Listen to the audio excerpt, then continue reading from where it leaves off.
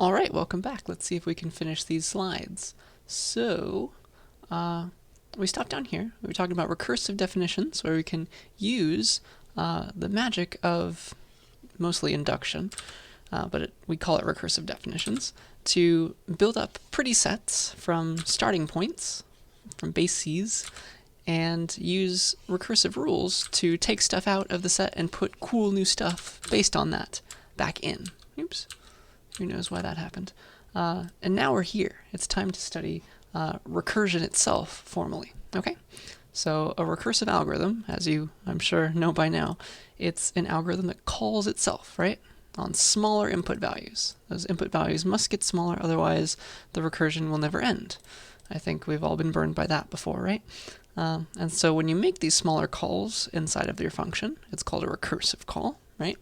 And the beauty of it, the beauty of recursion, why it works, is you get to assume, just like induction, this is why we're covering this in the same chapter, you get to assume that the smaller recursive call works, and it does its job. As long as you build up the final answer correctly, this recursive call to a smaller input, you can assume does the exactly correct thing, okay? So it's time for the classic example of computing the factorial, which I like to give in even my CSCI 40 class when I talk about recursion. So remember what it means, how to define the factorial, right? So mathematicians, we like to start at 0 and say that 0 factorial is 1, and that's the base case. You say 0 factorial equals 1. And then after that, you can use a number n. You can say n factorial for n greater than 0. Well, it's just equal to n times n minus 1 factorial, right? Because if you stared at 5 factorial long enough, you can find the smaller subproblem, the smaller version of the same thing. 2, 1 times 1. So here is 4 factorial, right? So it's just n factorial is n times n minus 1 factorial. So you see how you're looking for the same problem inside of itself? That is recursion, right? So let me show you a tree. We like to draw recursion trees to show you why this works. So first, let's pretend that we're calling 5 factorial, right? So first you call 5 factorial. That is going to first compute 4 factorial, and then multiply it by 5, right? It's going to do 5 times 4 factorial. And 4 factorial, what is that but 4 times 3 factorial? 3 factorial, what is that but 3 times 2 factorial? On and on and on. It's hard to draw ones and the exclamation point and not get them confusing. And this is 1 times 0 factorial, and 0 factorial is just 1. And this is where it stops, and it like builds its way back up to the top here, passing along, okay, my answer was 1. Maybe I'll use a different color. Oh no. Like, okay, my answer was 1. Okay, my answer was also 1. My answer was 2 using that answer. My answer was 6. See, it's just all working together. My answer was 24. My answer was 120, something like that. So that is the idea, okay? So this is why it works. It's really drawing a little tree. It's working its way down to the bottom. And then once it's got its final base case answer, it knows the answer to everyone. It's like, okay, I was waiting on 0 factorial. I got that. I'll multiply my 1 by that and give back my answer to whoever called me. That is recursion in a nutshell, right? So now, something that I would like you to do is, oh no, my computer froze. Sorry if I got cut off a little bit. Hopefully it's happy now. But now I'd like you to try to make up your own algorithm. Okay, it's going to be recursive. Hint, hint. It's going to take a sequence of numbers. You can pretend it's a vector or something. And you're going to return the minimum number in that sequence. Okay? So you can't use a loop. How will you do it? Give it a try. Okay? So let's see here. How do I want to do this? So let's pretend we're given, let's just say it's a list, okay? So we're given a list, call it L maybe. We need to find the minimum value in this list, okay? And we need to do this recursively. So, as usual, we need a base case and a recursive case. What's the smallest problem that we can find the minimum value? What's the smallest thing, okay? And usually, when it's a sequence, you'll talk about the size of the sequence. You'll do recursion on the size of the sequence, okay? You recurse on the length of the sequence. That's the thing that's getting smaller across recursive calls, okay? So, for example, if this is my list, all right, let's do it racket style. 1, 2, 3, 4. All right, let's do this out of order. 8, 6, 7, 5, 3, 0, 9.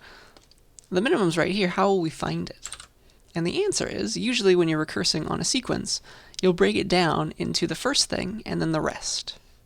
Okay? That is usually the answer. So that is the hope. Okay?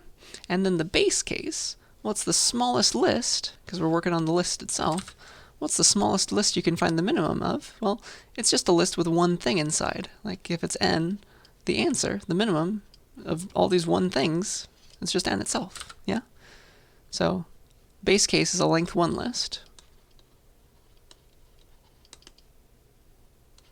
where the size of L is 1, or the size of the vector, whatever you're thinking about. And then the recursive case is break down the list into the first thing and the rest. And you can recurse on the rest. Okay, you can recursively find the minimum of the rest. Let's do this over here. Recursively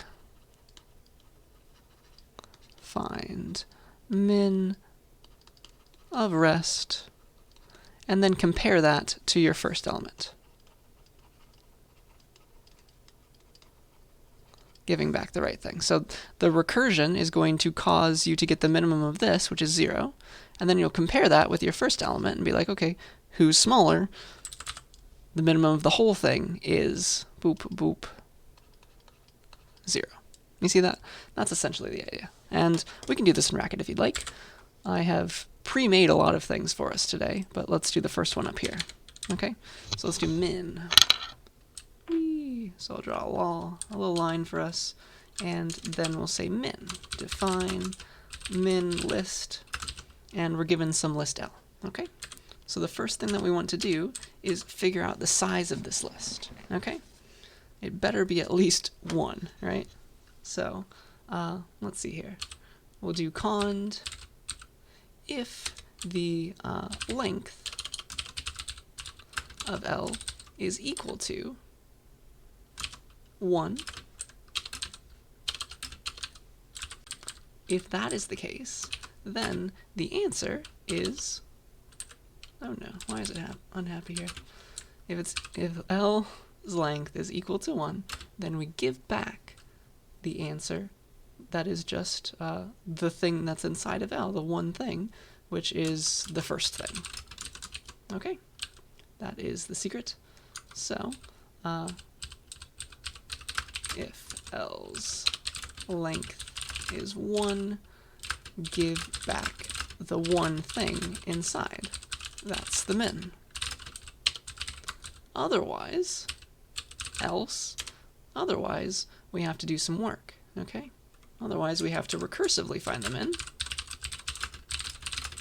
of the smaller list. That is going to be the min list of the rest of L, because the rest gets everything but the first thing. And so that's the recursive answer. And then we go and compare that with our first element.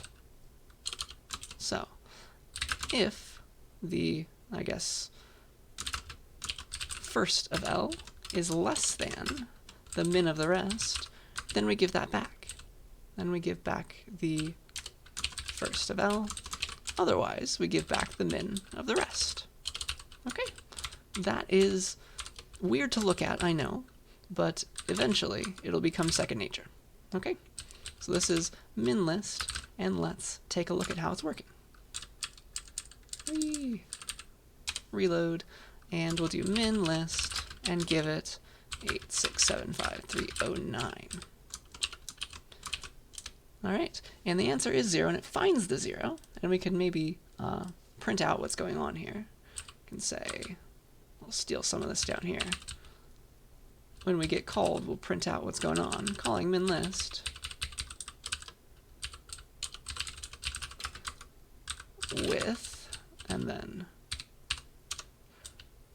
we'll give it just L itself. So what it's going to do is it's going to go down the side of the list. It's going to be like, okay, I need to know the rest of this list. What's the minimum of it? So I'm going to call that min, and it's eventually going to give back 0, right? Which means it's another list. It's another recursive case. I need to know the minimum of this smaller list, of this smaller list, of this smaller list to finally get back the answer, of this smaller list, of this smaller list. And then finally, the minimum of this list is this base case.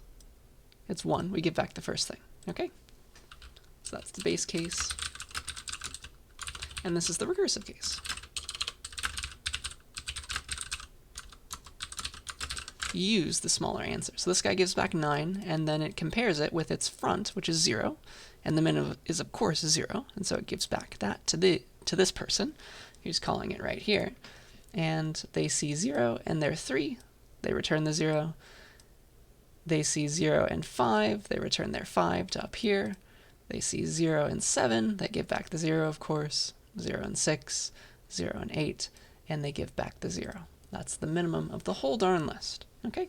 And so as long as you do the right thing, you get to assume that this recursive call right here on the smaller list accurately computes the minimum. As long as you use that answer to build up the final correct answer for the biggest list, the original list, you're golden. That's all you have to worry about. You get to assume that the smaller recursive call works. Okay? Did you get that? Or maybe you did it in C++, but it should be very similar. Okay? That is the idea. And I think you can see that there is a very similar thing going on here. There is induction on one hand, which has a base case and an inductive step, and recursion, which has a base case and a recursive case.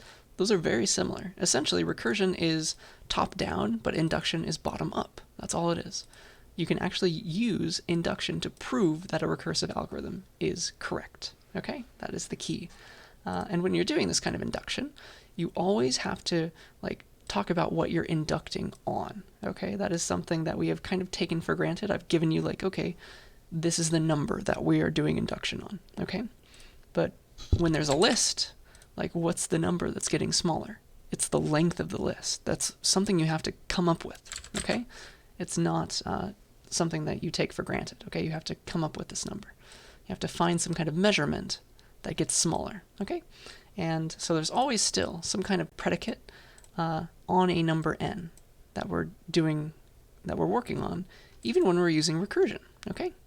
But we don't ever say it, okay? So, yeah.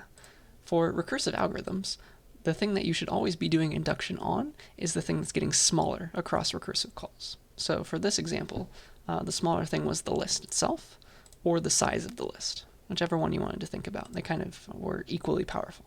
Okay? So let's now prove an easy one. Okay? Let's prove that factorial of n accurately computes the factorial of a number. Okay? This is what it looks like. Here is its little recursive call. If n is not yet 0, okay, and this is what it returns in that case. Okay, so in this one, it's quite easy to find the thing that's getting smaller. It's n itself. It's the parameter itself. So we'll do induction on the input parameter n. Okay, are you ready? So we're going to prove that factorial, this function, does the right thing using induction because it's a recursive algorithm. Okay, so proof. By induction on n, we say. So, base case. Oops. Sorry, my tablet's a bit skewed. That's why I'm writing so badly. Let me fix that. Base case, n equals 0. This returns 1. That is correct. 0 factorial is 1. So that checks out. Now, the inductive step. And this is why, finally you get to understand why, you get to assume it works on the smaller call. Because now we're finally building it back up from the bottom. This is the idea. What you do is you assume the smaller call works, and then you prove that the full original value does the right thing. Okay, assume smaller call works. That's essentially your P of k, and then prove that the original call is correct. And that's your P of k plus 1, of course. You see how it's all coming together? So, if we're in the inductive case, we're not here. N is not 0, so n is greater than 0 in this case. All right? And we get to assume that this call does the right thing.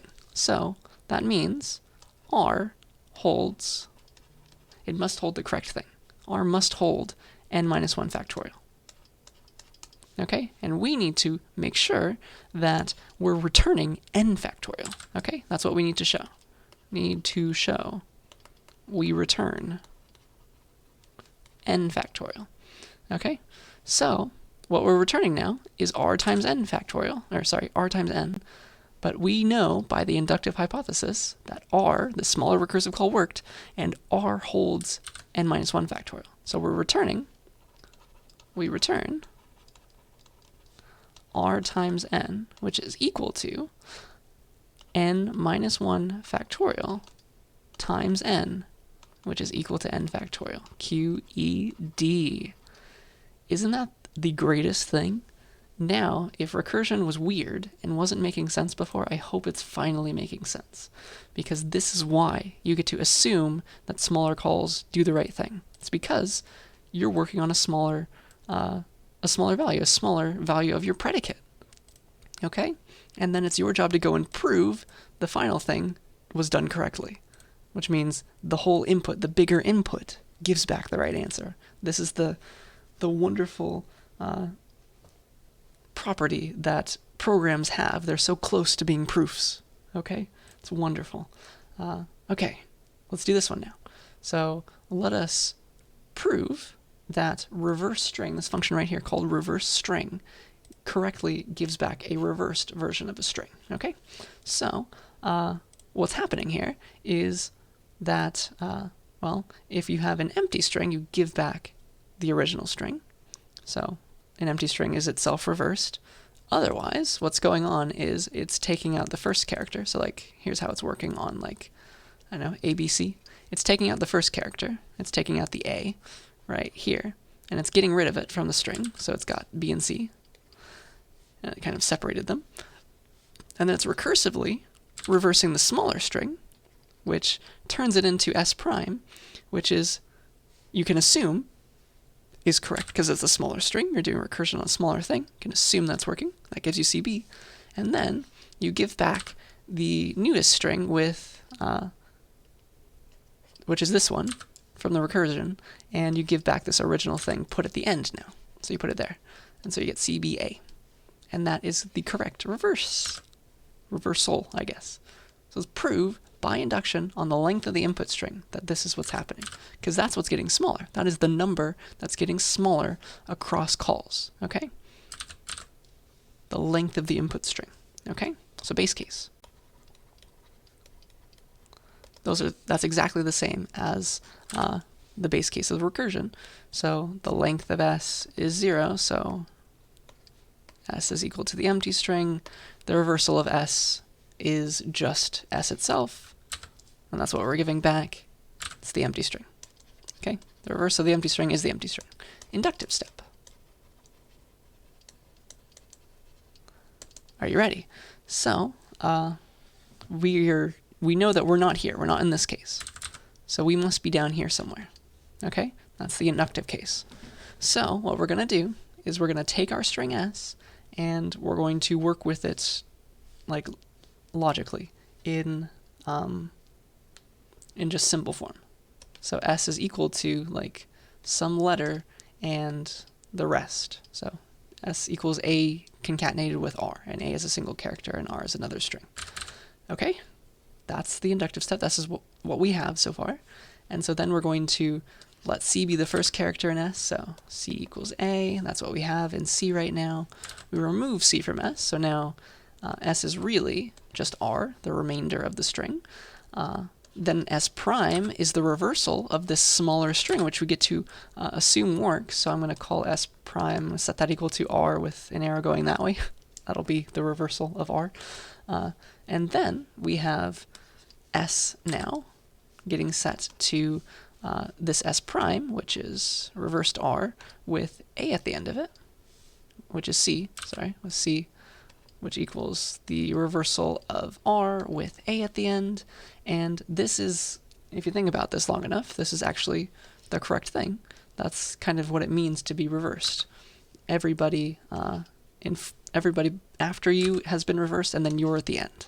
Okay? And that is correctly reversing the string. Okay?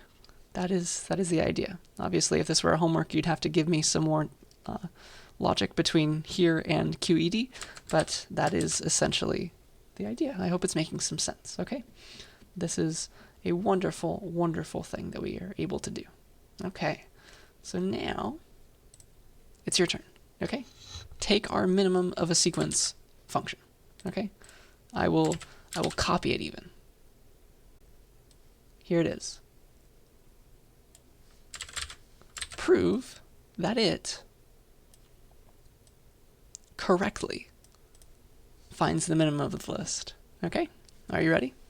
Let's go for it. Should have two cases for the inductive step, because we have an if statement here. It's like either we take the first, or either the first thing was smaller or the rest of the things were smaller. Okay? So, proof by induction on what? By the induction on the, on the length of L, the length of the input list. So base case, that is the length of L equals 1 this time, because we can't get the minimum of nothing. We just give back the one element in that list, and that checks out.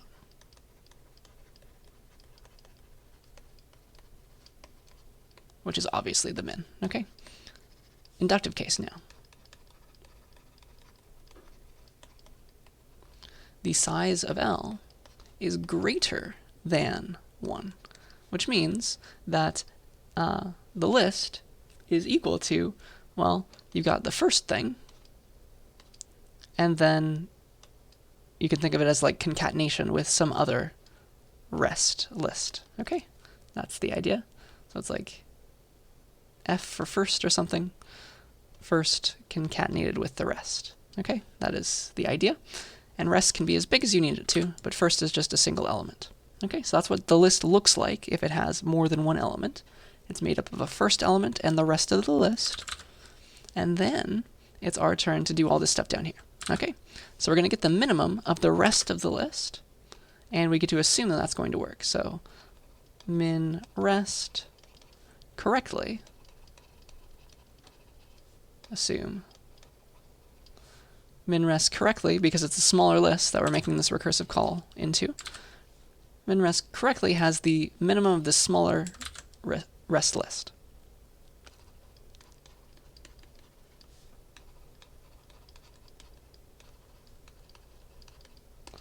Of the rest of the list.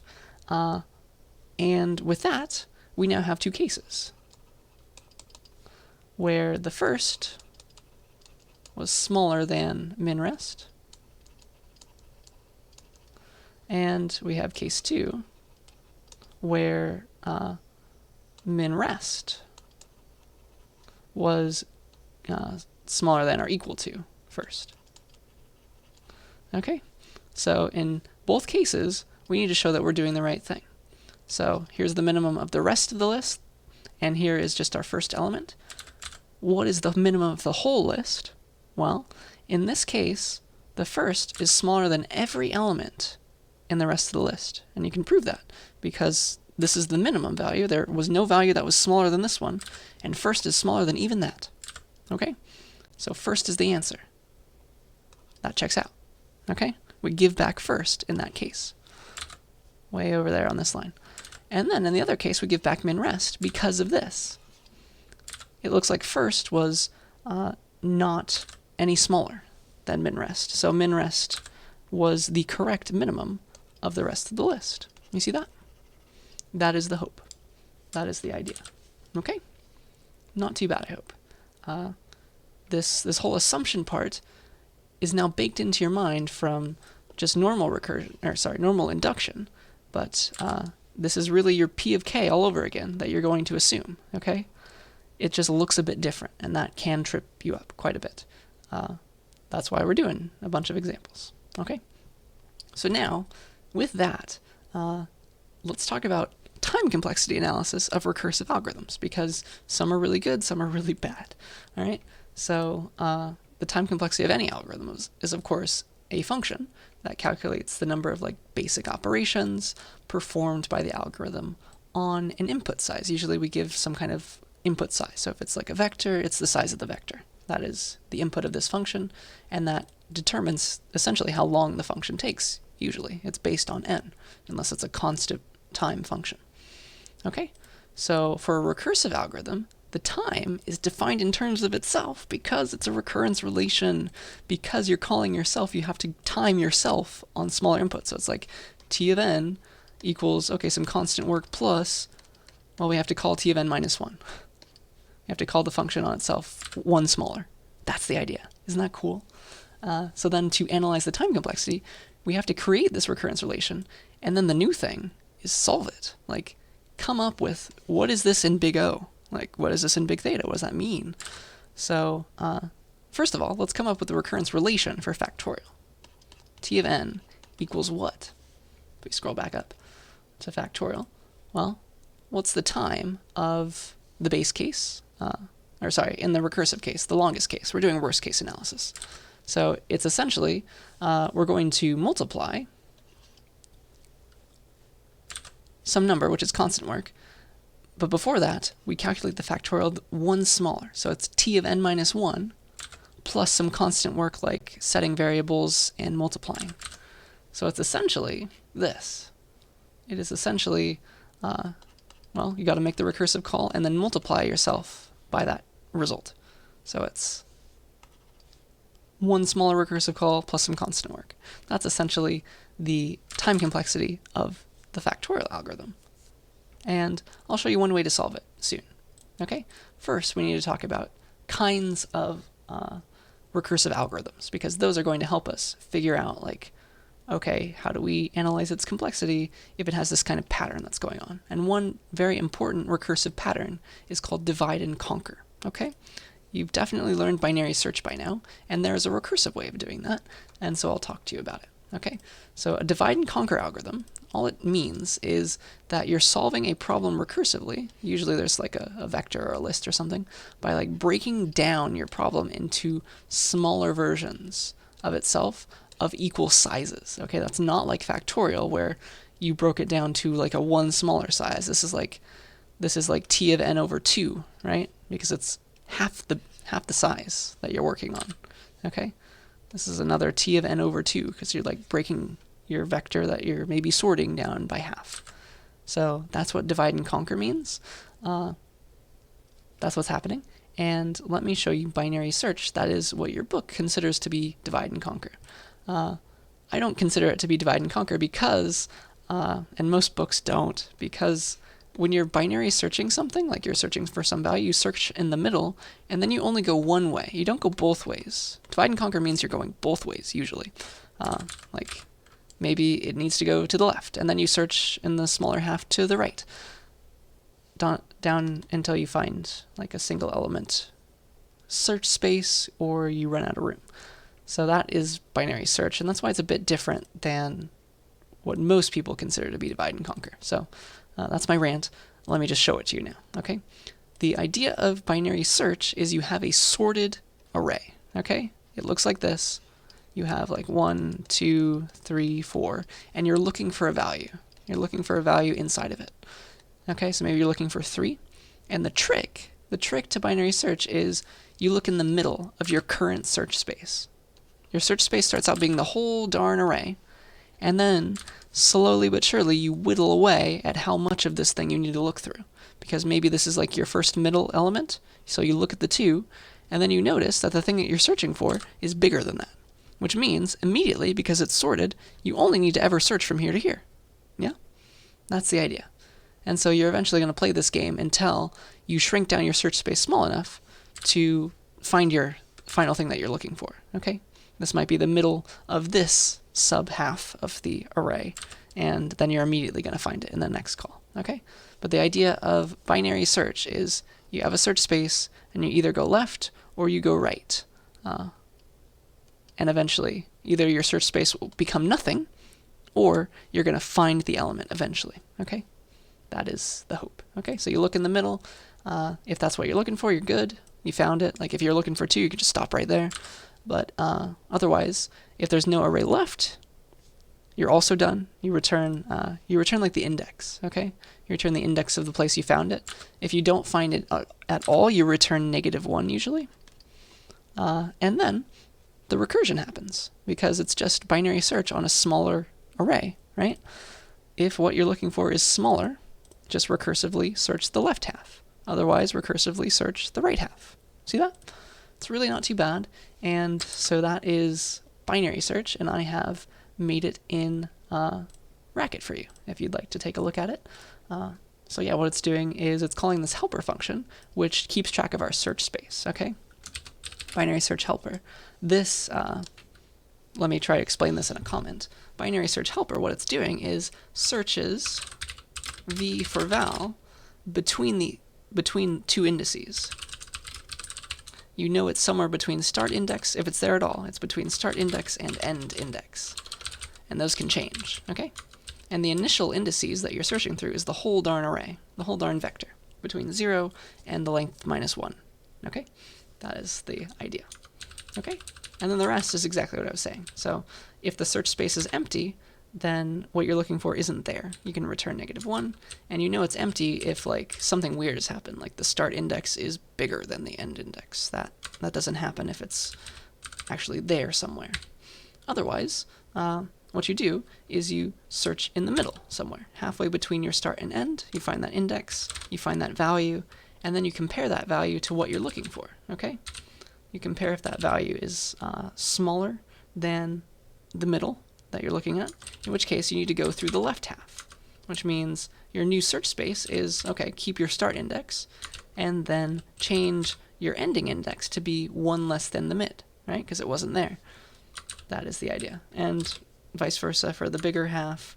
If you need to search through the right half, maybe your indices were, I don't know, originally here and here. If you want to search through the right half, and min wasn't here, you search from here to here, which is keep the same endpoint, and then this is like mid index +1. Okay, this one right here. That is the idea. Okay, I encourage you to read this in your book and also study this code. It is hopefully enlightening. And if none of those cases happened, you actually found the value, right? If it's not bigger or smaller, it's equal to. So just return that index because you found the thing. Isn't that cool? And so what you can do is you can say binary search, make a vector, because in Racket they have vectors too, and you can search for what you're looking for. Like if you're searching for 1 maybe, it's going to initially search on the whole darn thing from indices 0 through 3, looking for 1, and then it will notice that it wasn't in the middle, so it's going to search the left half, and that is going to be between, apparently, indices 0 and 0, okay? And then it's going to finally find it. And it's going to do similar things if you search for 2, if you search for 3, if you search for 4. It'll find it and return all the indices and make a bunch of recursive calls, changing its search space, okay?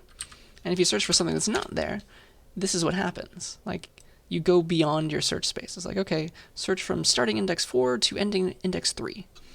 That is the only time that happens when you can't find the thing, okay? Same for something that's even smaller. Okay, so that's the magic of sorted things, because you can search through them very quickly. So that's binary search. I next want to show you Mergesort. It's a different kind of sorting algorithm, and this one is really, really divide and conquer, okay?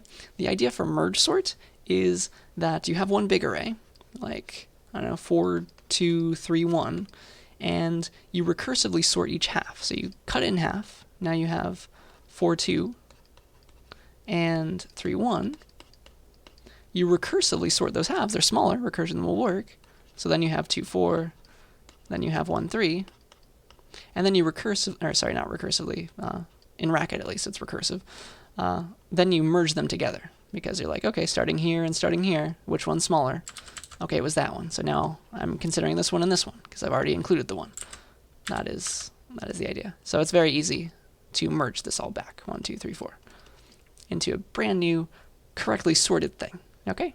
So that's the idea. You divide the array in half, you recursively sort each half, and then you merge the two smaller arrays into the bigger one that is sorted. Okay? Just keeping track of like where you currently are. I've used the 1. Now the next thing over here is 3. I've used the 2. Okay, now I need to take the 3. Now I need to take the 4. That's the idea. Okay? So I have programmed this for you also in Racket. I similarly don't have a ton of time to explain it, but I would love for you to study this. Okay? I have the merge sort function itself, and then the merge function, which merges together two sorted subarrays. Okay?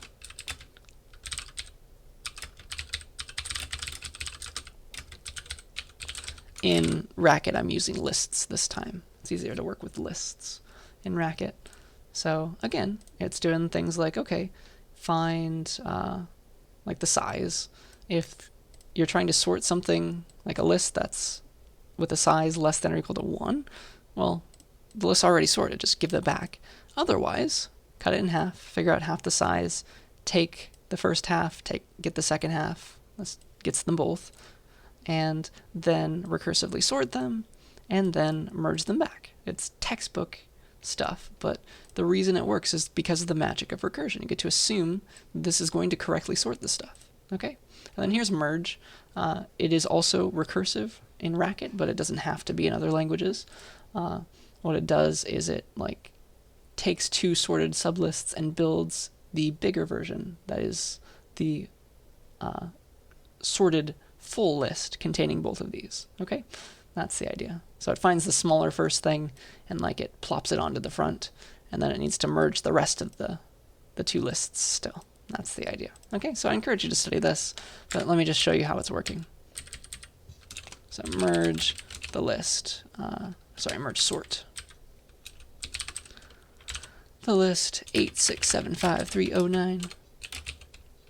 And so let's watch how the recursion is going to call itself.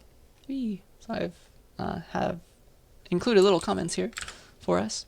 And so the first thing it does is, well, it needs to merge sort this smaller left half. And so it's going to cut that in half. It's going to merge sort both of these. This one's already done. This one still needs to be merge sorted because it doesn't know that it's already sorted. Then these are the base cases. It merges these back to 6 and 7. It merges these to just 7. And eventually, at the very end, it's going to give back 6, 7, 8. And then we're going to recursively sort 5309, which will recursively sort this half and this half. So there's it doing it with that half. There's it doing with this half. And that's all going to be merged back. Okay? Merges them back, 6, 7, 8, 5, 9, all those things. Okay? This is the first merge call. That is the two correctly sorted lists, and it builds them back up together into the sorted version of the list. Isn't that cool? So that is the standard sorting algorithm that's the easiest to teach for recursion. That's the easiest sort algorithm that is recursive. Okay? So do read about this in your book and also study that code. But now it's time to figure out, well, just how fast were those things? Like, what is the time complexity of this stuff? Okay? And it's all about recurrences. You first need the recurrence to figure out how fast these things are. Okay? So what's the recurrence for a factorial? We discovered it was t of n equals t of n minus 1 plus like some constant work. Now binary search is interesting. What happens for binary search? It needs to, well, let's scroll back up to it. This needs, where did it go? There it is. What it's going to do is it's going to cut the array in half each time. Okay? It is equal to t of n over 2. Okay? It's going to make a recursive call on half the array in the worst case. That's the smaller, that's the size. That's the thing that's getting smaller, is the size of the array. And that's going to keep getting cut in half. So it's n over 2, and then some constant work to like figure out where's the middle of that. Should I return now? Things like that. So the recurrence for binary search is t of n equals, it's going to make the recursive call on a half smaller array, and then just like over here, it was doing some stuff. It's got to compare, potentially return. Those comparisons are all constant work, we can say, and that is essentially, you can just say 1 or O of 1, things like that, theta of 1. That is the idea, okay? Just to be perfectly pedantic, let's do that for now. It's like theta of 1 work, theta of 1 work, constant work. Okay, now Mergesort, what happens to it? Well, it's got to call recursively two things, okay? It's got to make a recursive call on each half after you divide it in half. So like dividing in half is a recursive call on half the thing. So this is t of, no, this is a linear thing because you need to divide both halves, okay? You need to create both halves. That's a linear thing, so theta of n is what I should be saying here. That's how long it takes to divide some n-sized thing in half. Then you need to recursively sort each half, which takes t of n over 2 times, and you're going to do that twice, right? And then you're going to merge them together, which is a linear time operation. It's like, okay, go through this one, this one, this one, this one. That's a linear time operation. So that is also theta of n. And so it's this plus this plus this, which is t of n equals 2 times t of n over 2 plus theta of n. Okay, that's the idea. And so now I want to show you how to solve these things with trees. So let me draw the tree for factorial. So we need to solve this, figure out what t of n really is for some n. Okay, so t of n, we get to replace that with constant work, and then also t of n minus 1. We need to figure out what t of n minus 1 now is now. So this is how you do it. You draw the time complexity of this one call here, and it also needs t of n minus 1 right here. So it's both of these summed together, right? So here's one level of the recursion, here's the other level of the recursion. And we can now replace this with, well, it's 1 at its current place, and then another n minus 1, okay? Here's what we can do. We'll replace this now with 1. And because it was, well, here is n, t of n, here is t of n minus 1. Well, it's equal to itself, and then plus t of n minus 1 minus 1, n minus 2 here. You see that? So it's another t of n minus 2 now. That is the game we have to play. So you need to figure out how low is this thing going to go, okay? How high is this tree going to be? Because it's going to be a bunch of 1s, right? 1, so t of n minus 2, and then it's this, and t of n minus 3. How far can you go down here, okay? And there's a 1 on each, right? Well, the idea is this is eventually going to be t of, let's see here, t of 1, and that's finally going to be the base case. The base case here is t of 1 equals 1, or constant work, because, look what happens. Dun dun dun. Where did that go? Once you're done, you just return one answer. You compare and return. That is constant work. Oh man. So this is going to be n high, and eventually it's going to become just 1 on every single, it's t of 2, and then that'll call t of 1. That is the idea. Okay? So it's going to be 1 everywhere is the idea. Really, if you want to be very pedantic, you could say, this is t of n, or t of 2, this is t of 1. If you want to be fancy, you could say, because this is theta of 1, it's really some constant times 1 on each level, right? Some c prime, c double prime. That is essentially what's going on. And you could totally use that if you wanted to, but I'm happy just using 1s. So it's like n high, and it's theta of 1 on each level, Yeah, that's the idea. So for factorial, the solution is, well, you've got n high of the same thing, n times constant work, okay? N times constant work, which equals linear time total. Okay, and that kind of matches our expectation that, well, 5 factorial, yeah, you gotta iterate. 5 times 4 times 3 times 2 times 1, that's n times, essentially. That makes sense. That is the answer. You see that? So that is for factorial. Now let's do it for the fancier ones. Let me show you how that works. So for binary search, you have this one that we want to solve. Let's see if I can copy them both. For binary search and for Mergesort, let's get those going. Maybe I can put this one over here. Yeah. So let's do the binary search one. So at each level, it is going to be like t of n. It gets, well, at this level, we're actually doing constant work. But we're also going to call ourselves on n over 2, okay? We also have this. So t of n over 2, and we need to figure out what this whole thing is, okay? We need to figure out how wide and deep this tree is, okay? That's the idea. And so this gets replaced again, of course, with constant work and t of n over 2 over 2. So t of n over 4 now. You see that? That's the idea. Isn't that weird? And so how deep is this going to go? And the solution from math is that you can only divide the same number n by 2 so many times until it becomes like very small.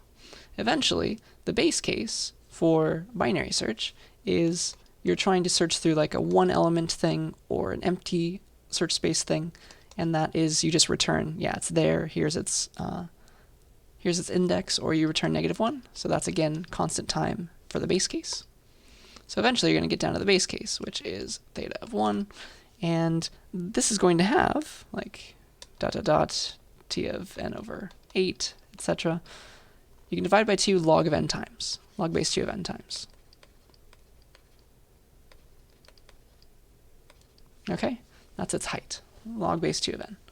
And on each level, we have constant work. So the answer is theta of, well, log base 2 of n times 1. So that's just a log of n. Okay, it's a logarithmic time algorithm, binary search. It's faster than just plain iteration like Factorial was doing. Okay, Mergesort now. The base case for that is again constant. You have a 1 element list or a 0 element list. That is going to be constant time. And here's how you can think about that. So if you have t of n, well, that's going to become, at each level, it's actually linear time now. And that's one difference at this level. And then we have, it's going to make 2 recursive calls to n over 2. So it finally looks like this. Oh, so at each level, there's 2 t of n over 2 calls, which are themselves linear time. Okay? This is the t of n over 2 level. And those are themselves linear time, which means this happens. They become like this. They both take, eventually, linear time to do their work, but they also have to make recursive calls twice each to t of n over 4. Okay, I think you see how this is working. So this is a bit different than all of these, isn't it? Eventually, you're going to get to the base case for all of these, and the base case is going to be constant, right? This is all eventually going to be constant. That's fine. We need to figure out how high this is again, and using this knowledge, it's log base 2. And then we also need to figure out how wide, how much work is it doing on each line, right? How much work is it doing? I'm sorry, this is n over 2. Because it's t of n over 2, and so n is n over 2 in that case.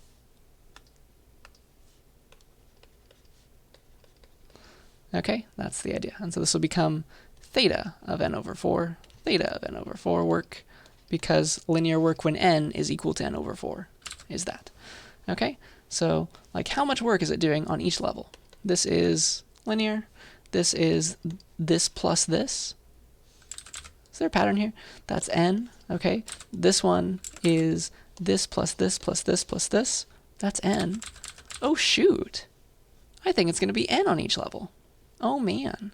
So this is total theta of n, total theta of n, total theta of n, dot dot dot. And so it's a bunch of theta of n's log base 2 of n times. You see that? We're doing rows at a time. That's the trick. So the answer is theta of n times log of n log n. That is the time complexity of this sorting algorithm. Okay? It's actually the best you can do for general purpose sorting. All right. So that is essentially it. And my computer is freezing. No, it's just PowerPoint that's freezing. Sorry about that. I have no clue why. I'll have to fix that if it doesn't work soon. But let's go on to this slide now. Okay. So now, can you give the recurrence relation for your minimum algorithm? Let me go back up here. This one, right here, that was what? Well, in the base case, it's constant. In the recursive case, what is it doing? So t of 1 is 1, or constant. T of n is, well, you need to find the minimum of the rest of the list, which is 1 smaller, t of n minus 1, and then do some work with it, some comparison, so constant time stuff. In which I could just say 1 here if I wanted to. Okay, so those are some nice examples of using recurrence relations to find out things. Okay, that is the idea. So let's keep on trucking. I have 3 more slides for us, and that's it. So here is, similarly to find min, calculate min, here's find max. Here's how the book thinks that this should be done. Give a recurrence relation for that one. That finds the number of operations performed on an input list with n items. Okay? So, again, we have like a base case. We have t of 1. If the length is 1, you immediately return the one thing in the list. So that's constant time. Otherwise, t of n, generally, is this recursive case. So, how is this doing this? What in the world? It's doing some weird stuff. So it looks like it's cutting the list in half for no good reason, but that's how it's doing it. It's cutting the list in half, and so here's half a list, here's another half a list, and it's finding the max between, oh man, interesting, both of them. It's making 2 recursive calls, each on half the size, and over 2. This is kind of a trick, because it wasn't the same as how we did it. And then it's doing down here some just normal constant work to compare and return. 1-ish things. Okay, so that's weird. That's how it's working. I wonder if this is going to be the same as ours. Oh no, who knows? Here's a way to know. So I took you through the hard stuff. It's just like, you know how you learn how to do derivatives with limits first, and then you learn the easy way? Here is the easy way to solve all these recurrences. Okay? Here's how we do it. We use this thing called the Master Theorem, which somebody came up with. It's just any time you have a recurrence that looks like this, some number times t of n over some other number, doesn't have to be a fraction. It can just be n itself. If you set b equal to 1, then you have plus theta of n to the power of d, and d could be any power, could be 1, could be 0. Okay? That's the wonderful, wonderful trick to solve all these things. So remember we had this for Mergesort, t of n equals 2 times t to the n over 2 plus theta of n. And then binary search we had t of n equals 1 t of n over 2 plus 1, or constant work. Let's just plug this stuff in. It's really not bad. So this is A equals 2, so there's the A, B equals 2, and D equals 1. Okay, so it looks like we have A equals B to the D, because 2 is equal to 2 to the 1. Oh man. Theta equals, this is automatically theta of n to the 1 log n. Somebody did this for us. It's quite nice. And then this one, it is A is 1, B is 2, D is 0. Okay, so it looks like B to the D, that is equal to just 1, and A is equal to 1 as well. So that means we're in this case again, and it looks like our algorithm is theta of n to the power of d, which is 0, so it's just 1 times log of n. Log of n. Isn't that cool? So that is the Master Theorem, and just go ahead and try it yourself now for these 4, and that's all. So it's very fun how they invented this. It's beyond the scope of this class to talk about like why this works, but I think I've given you enough examples, at least for merge sort and binary search, to kind of understand why at least those make sense if you do it the long way. So yeah, here's all these. Give it a try. Like figure out what A and B and D are, and then we'll do them together. Or maybe I'll pause the video, do them myself, and then we'll come back and share answers. So here's what I got. And you can see that if you change just something slightly, ever so slightly, A versus B, C versus D, you get something quite different. Okay, so sorry if I made some mistakes, but this is essentially the idea, and this is beautiful. It tells you when things like this term wins out here, okay? If ever A is less than B to the power of D. We know that this term wins somehow, okay? Otherwise, they kind of share some work, if that makes sense. All right, so that is the Master Theorem, and that is the end of these slides. You have made it, okay? That's a lot of work, I know. This is probably the most action-packed set of slides, definitely. So you can pat yourself on the back for getting through it. And that is officially all I have to say about induction and recursion, at least for now. Okay, so I think that's all. Please yell at me if you have questions, and I will see you next week.